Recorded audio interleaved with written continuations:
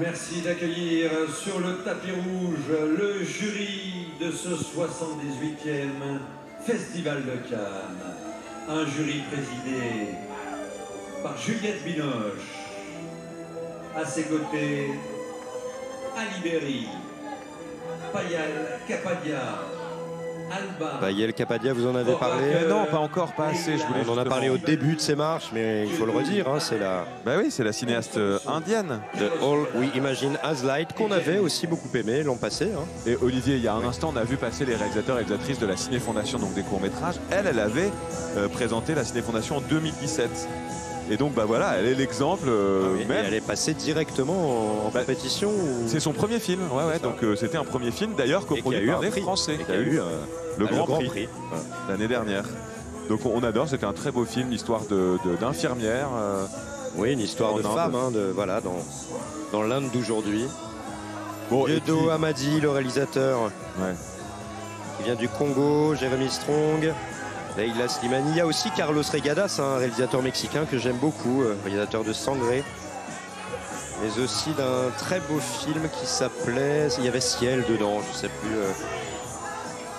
C'est toujours une proposition forte, Carlos Regadas, non? Oui, c'est ça, maintenant qu'on en parle, ça pourrait être quelqu'un qui a pu voter pour Sirat, par exemple. Oui, complètement. Et Binoche, elle aime aussi, Juliette Binoche adore aussi les grands gestes de cinéma. Ouais. Bon, ça a dû discuter, ça a dû Bataille dans le ciel, c'était le film de Carlos Regadas. J'ai adoré ce film. Moi, il y en a une, vous allez dire que je radote, mais bon, peu importe, ce que j'adore, c'est Alba Rohrwacher, la sœur d'Alice Rohrwacher. Alors elle voterait pour qui alors? D'après vous, qui la connaissez bien. Je suis sûr qu'elle a voté pour le Brésilien, moi. Parce que quand on voit le cinéma de sa sœur et le cinéma dans lequel elle participe, puisqu'elle joue beaucoup dans les films de sa sœur, mais aussi dans les films de... Donc c'est les Chimères, hein, c'est ça? La Chimère, Heureux comme Lazaro, qui a eu le prix du scénario. Ici, c'était une fable sur un jeune paysan au cœur pur qui traversait le temps. Il y avait Josh O'Connor dans ce film, non? Oui, non, c'est dans les Chimères, ça. La Chimère. Dans les Chimères, qui était le récit d'un archéologue anglais mêlé au trafic de tombes étrusques en Italie, c'était en 2023. Et puis c'est le Grand Prix à Cannes aussi, Les Merveilles.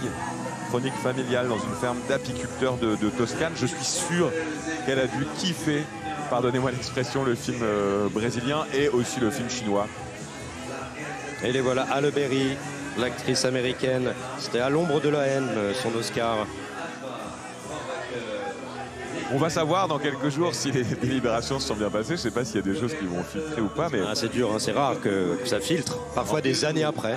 En même temps, c'est pas facile de se retrouver avec quelqu'un si on partage pas la même culture, si on partage pas le même goût du cinéma, le même niveau aussi, la même nationalité. Bien sûr, c'est aussi l'histoire culturelle.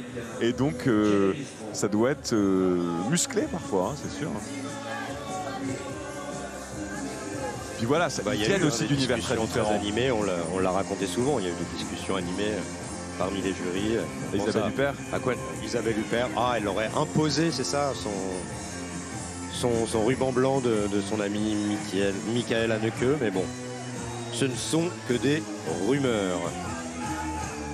Non, vous parliez d'autre chose. Quentin Tarantino aussi, Alors ça, c'est plus délicat, mais il aurait imposé un Américain, il aurait imposé Fahrenheit 9/11.